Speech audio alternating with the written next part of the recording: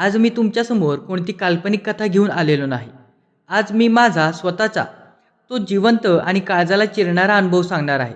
ज्यामध्ये माझ्या रक्ताच्या माणसांनी, माझ्या स्वतःच्या आईने आणि बहिणीने मालमत्तेचा हिस्सा देताना माझा विश्वासघात केला.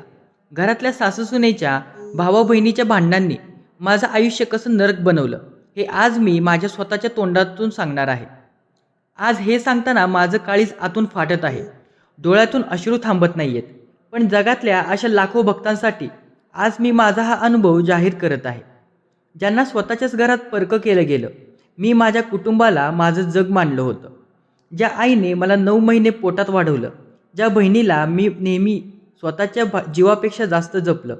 ज्या भावांच्या सुखासाठी मी स्वतःच्या तारुण्याचा आणि स्वतःच्या आनंदाचा बळी दिला. आज त्यांनीच मला रस्त्यावर आणून सोडलं. बाहेरचा शत्रू जेव्हा समोरून वार करतो तेव्हा माणूस ढाल बनवून लढू शकतो. पण जेव्हा घरातलीच माणसं हसणारी पाठीमागून खंबीर वार करतात तेव्हा लढाईची ताकूनच संपून जाते हो.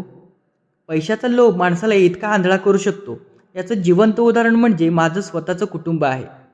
जर तुम्हालाही कधी स्वतःच्या माणसांनी दिलेल्या दुःखाचा सामना करावा लागला असेल तर आत्ताच व्हिडिओला लाईक करा आणि कमेंटमध्ये श्री स्वामी समर्थ लिहून तुमची हजेरी लावा. तो दिवस मी माझ्या आयुष्यात कधीच विसरू शकत नाही, जेव्हा आमच्या घरात मालमत्तेची, जमिनीची आणि पैशांची वाटणी सुरू झाली. मला वाटलं होतं की माझी आई आणि माझी बहीण माझ्यावर प्रेम करतात, ते माझ्यावर अन्याय होऊ देणार नाहीत. पण जेव्हा पैशांची ढीग समोर आले तेव्हा नात्यांचे मुखवटे गळून पडले. माझ्या बहिणीने स्वतःचा स्वार्थ साधण्यासाठी आईचे कान भरायला सुरुवात केली. माझ्या आईनेही ज्या मुलाने आयुष्यभर तिची सेवा केली त्या माझ्याकडे पूर्णपणे दुर्लक्ष केले. माझ्या दुसऱ्या भावाला आणि बहिणीला जास्त हिस्सा दिला गेला आणि माझ्या वाट्याला फक्त अपमान, उपेक्षा आणि कवडीमोल जमिनीचा तुकडा आला. मी जेव्हा हक्काने विचारलं, आई माझ्यासोबतच हा तुझा भाऊ का, तेव्हा माझ्या स्वतःच्या आईने माझ्याकडे पाठ फिरवली आणि बहिणीने मला टोमणे मारले की तुझी लायकीच काय आहे. त्या रात्री मी ढसाढसा रडलो. ज्या घरात जन्मलो तिथेच माझी किंमत शून्य झाली होती. रक्ताच्या नात्यांनी केलेल्या या अन्यायाविरुद्ध लढण्याची ताकद मिळवण्यासाठी कमेंटमध्ये नक्की लिहा, स्वामी माझ्यासोबत नेहमीच आहेत. फक्त मालमत्तेचा हिस्साच नाही तर माझ्या घरात रोज सकाळी एक नवीन नरक सुरू व्हायचा. एका बाजूला भावाभावांमध्ये पैशांवरून लागलेली आग, तर दुसऱ्या बाजूला घरातल्या स्त्रियांचे रोजचे क्लेश. माझ्या घरात सासूसुनेचे भांडण रोजचे झाले होते. माझी पत्नी घरात काम करून थकायची, पण तिला सासूकडून कधीच प्रेमाचे 2 शब्द ऐकायला मिळाले नाहीत. प्रत्येक गोष्टीवर, प्रत्येक कामात चुका काढणे आणि सर्वात भयानक म्हणजे घरातल्या जावाजावांमध्ये लागलेली हेव्यादेव्याची स्पर्धा. कोण किती दागिने घालतं, कोणाकडे किती पैसा आहे, यावरून रोज घरात घाणेरडी राजकारण केली जायची. माझ्या भावांनीही पैशाच्या माझात माझ्याशी बोलणे बंद केले. घरात पाऊल ठेवले की श्वास कोंडल्यासारखं व्हायचा. मला वाटायचे की या घरात राहतोय का मी एका तुरुंगात. जर तुमच्याही घरात असा कौटुंबिक त्रास असेल तर आत्ताच एक कमेंट स्वामीचरणी अर्पण करा. एक वेळ अशी आली की माझ्या भावांनी आणि बहिणीने मिळून मला पूर्णपणे एकटं पाडलं. माझ्या सहीची खोटी कागदपत्रे बनवून माझ्या हक्काचे पैसे लाटले गेले. मी कोर्ट कचेरी करू शकत नव्हतो कारण माझ्याकडे पैसा नव्हता आणि सर्वात महत्त्वाचे म्हणजे मला माझ्याच कुटुंबाविरुद्ध कोर्टात उभे राहण्याची लाज वाटत होती. मी हतबल झालो होतो. माझा स्वतःवरचा विश्वास पूर्णपणे उडाला होता. मी रात्रभर छताकडे पाहत राहायचो आणि विचार करायचो, मी कोणाचे काय बिघडवले होते. मी तर सगळ्यांशी प्रामाणिक राहिलो, मग माझ्याच नशिबी हा छळ का. ज्यांना मी देव मानले त्यांनीच मला जिवंत मारून टाकले होते. आत्महत्येचा विचार माझ्या मनात येत होते आणि माझी ताकद पूर्णपणे संपली होती. कठीण प्रसंगातही स्वतःचा प्रामाणिकपणा टिकवून ठेवण्यासाठी कमेंटमध्ये आत्ताच टाईप करा, स्वामी माझा हात कधी सोडू नका. जेव्हा माणसाचे सर्व मार्ग बंद होतात तेव्हा स्वामींचा मार्ग सुरू होतो. अशाच एका अत्यंत भयानक अंधाऱ्या रात्री जेव्हा मी पूर्णपणे खचून डोळ्यात पाणी आणून बसलो होतो तेव्हा माझ्या खोलीत एक चमत्कारिक शांतता पसरली. मी स्वामींच्या फोटोकडे पाहिले आणि माझ्या तोंडातून फक्त एवढंच निघालं, स्वामी आता मी थकलोय. एकतर मला तुमच्याकडे बोलवून घ्या, नाहीतर मला न्याय द्या. आणि त्या क्षणी माझ्या मनात एक अकालनीय प्रकाश पडला. मला असं जाणवलं की प्रत्यक्ष स्वामी महाराज माझ्या पाठीवर हात ठेवून उभे आहेत आणि माझ्या कानात सांगत आहेत, भिवू नकोस, मी तुझ्या पाठीशी आहे. त्या एका क्षणाने माझं रडणं थांबलं. माझा अनुभव इथेच संपतो, कारण तिथून पुढे माझ्या आयुष्याची दोरी स्वतः स्वामींनी हातात घेतली. आता पुढे काय घडलं, स्वामींनी मला न्याय कसा दिला आणि त्या दगाबाज घरच्यांना कशी शिक्षा दिली, हे स्वतः स्वामी महाराज सांगणार आहेत. नीट मनापासून ऐका. माझा हा काळजाला चिरणारा अनुभव इथेच संपतो मित्रांनो, कारण जेव्हा माणसाचे सगळे रस्ते बंद होतात तेव्हा स्वामींचा मार्ग सुरू होतो. मी त्या रात्री रडत रडत डोळे बंद केले आणि अगदी त्या क्षणी माझ्या खोलीत एक दैवी प्रकाश पडला. मला स्पष्ट जाणवलं की स्वतः ब्रह्मांड नायक श्री स्वामी समर्थ महाराज माझ्या पाठीवर हात ठेवून उभे आहेत. माझ्यासारख्या खोट्यावधी खचलेल्या लेकरांना आणि घरातल्या त्रासाने जळणाऱ्या भक्तांना न्याय देण्यासाठी. त्या क्षणी स्वामी समर्थांचा तो खंबीर आणि राजासारखा आक्रमक आवाज माझ्या अंतर्मनात घुमला. स्वतः स्वामी महाराज काय म्हणाले ते नीट मनापासून ऐका. माझ्या लाडक्या लेकरा, मी मगासपासून तुझा हा संपूर्ण वेदनादायी अनुभव ऐकत होतो. तुझे डोळे ओले झाले आहेत ना? शांत हो, डोळे पुस आणि खंबीर बन. हो, मी थेट तुझ्याशीच बोलतोय. तुझ्या या बापाचा आवाज तुझ्या कानापर्यंत आणि काळजापर्यंत पोचतोय ना? ज्या आई बहिणीने आणि भावांनी पैशांच्या आणि जमिनीच्या लोभापायी तुला रस्त्यावर डावललं, तुझ्या पैशांना आपलंसं केलं, तुझ्याशी दुजाभाव केला आणि तुला रस्त्यावर आणण्याचा प्रयत्न केला, त्यांना वाटतंय की ते जिंकले. ते आज तुझ्या हतबलतेवर आणि तुझ्या गरिबीवर हसत आहेत.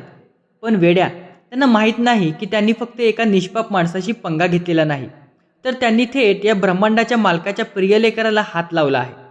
पैशाचा हिस्सा हिरावून घेणारी ही माणसं केवळ माणसाच्या न्यायालयात कागदावर जिंकू शकतात, माझ्या दरबारात नाही. कर्माचा हिशोब फार चोख असतो माझ्या भक्ता. मी त्यांची संपत्ती, त्यांचा माज आणि त्यांची झोप आत्ताच हिरावून घ्यायला सुरुवात केली आहे. तू फक्त शांत राहा आणि हा सगळा भार माझ्यावर सोडून दे. तुझ्या घरात चाललेली सासूसुनेची भांडणं, जावाजावांचा तो घाणेरडा हेवा देवा आणि भावाभावांमध्ये पैशावरून पेटलेली आग, हे सगळे मी उघड्या डोळ्यांनी पाहिलं आहे. जे आज संपत्तीच्या माझात स्वतःला खूप मोठे समजत आहेत, त्यांना समजू दे. निसर्गाचा नियम आहे, ज्या घरात नात्यांचा छळ होतो, ज्या घरात प्रामाणिक माणसाचा अपमान होतो, ते घर कधीही सुखी राहू शकत नाही. ज्या पैशासाठी त्यांनी तुझा विश्वासघात केला, तोच पैसा एक दिवस त्यांच्या घरात विनाशाचे कारण बनेल. त्यांच्या घरात येणारा पैसा हा सुखाचा नसेल, तर तो कोर्ट कचऱ्या, आजारपण आणि मानसिक त्रासाच्या रूपाने बाहेर पडेल. मी त्यांचा न्याय असा करणार आहे की त्यांना स्वतःच्या कर्माची फळे भोगताना रडायलाही जागा मिळणार नाही. तू त्या वाद्याचा आगीपासून स्वतःला अलिप्त ठेव. त्यांनी तुला जमिनीचा तुकडा दिला नसेल, पण मी तुला संपूर्ण ब्रह्मांड देण्यास समर्थ आहे.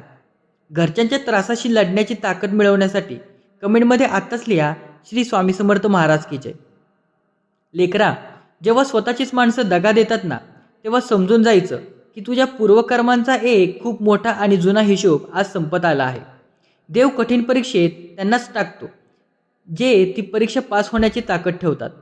तू खंबीर आहेस, तुझा आत्मा शुद्ध आहे, म्हणूनच हा संघर्ष तुझ्या वाट्याला आला आहे. रक्ताची नाती ही केवळ शरीराची नसतात, पण विश्वासाचे आणि भक्तीचे नातं हे आत्म्याचं असतं. त्यामुळे आई बहिणीने किंवा भावांनी केलेल्या अन्यायाचा विचार करून स्वतःचे मन मलिन करून घेऊ नकोस. लोक बदलतील, परिस्थिती बदलेल, पण तुझा हा पाठीराखा कधीच बदलणार नाही. ज्यांनी तुला आज परक मानले, त्यांना एक दिवस तुझ्या नावाचा आणि तुझ्या यशाचा आसरा घ्यावा लागेल, अशी परिस्थिती मी निर्माण करेन. स्वामींच्या या अदृश्य संरक्षणावर विश्वास ठेवण्यासाठी कमेंटमध्ये लिहा, स्वामी तुम्हीच माझे सर्वस्व आहात. तुझा आत्मविश्वास जो घरच्यांच्या त्रासामुळे पूर्णपणे शून्यावर आला आहे, त्यांना पुन्हा एकदा गगनाला भेटण्याची जबाबदारी माझी आहे. तू स्वतःला कधीच अनाथ आणि कमजोर समजू नकोस. ज्या लेकराचा हात स्वतः समर्थांनी पकडला आहे, त्याला या जगात कोणीच हरवू शकत नाही. उठ, ताठ मानेने उभा राहा. तुला रडण्यासाठी नाही, तर या जगावर राज करण्यासाठी मी जन्माला घातले आहे. घरातील टोमणे आणि लोकांचे शब्द एका कानाने ऐक आणि दुसऱ्या कानाने ऐकणं सोडून दे. तुझं लक्ष फक्त तुझ्या कर्तव्यावर आणि तुझ्या प्रगतीवर असले पाहिजे. जेव्हा तू स्वतःला सिद्ध करून दाखवशील, तेव्हा हेच वाकड्या नजरेने पाहणारे लोक तुझ्यासमोर मान झुकून उभे राहतील. मनातली सर्व भीती काढून टाकून पुन्हा नव्याने उभा राहण्यासाठी कमेंटमध्ये लिहा, स्वामी माझ्यावर कृपा करा. माझा न्याय हा जगाला दाखवण्यासाठी किंवा गाजावाजा करण्यासाठी नसतो.